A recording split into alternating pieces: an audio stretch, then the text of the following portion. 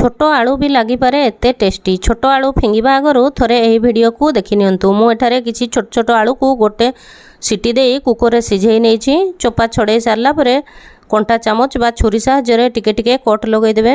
सेथरे हळदी गुंड हाफ चामच, जीरा गुंड हाफ चामच, धनिया गुंड हाफ चामच, काश्मीरी चिली हाफ चामच चिकेन मसला स्वाद अनुसार लुण गोटे चामच, अदा रसुण पेस्ट देई भल भाव मिक्स करदेबा।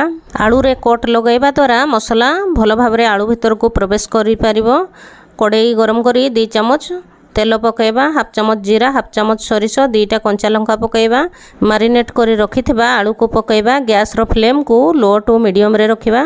गोटे टमाटो को छोट छोट काटी की पकेबा। भल भाव मिक्स कर देबा। आउ अल्प लुण पकेबा। आगरु थरे आमे लुण पकेइथिले देखिकी लुण पकेबे। टमाटो सिझिबा पई 2 मिनिट कवर कर देबा। 2 मिनिट परे देखंतु एबे हमरो रेडी हे जैछि छोट आलू मसला।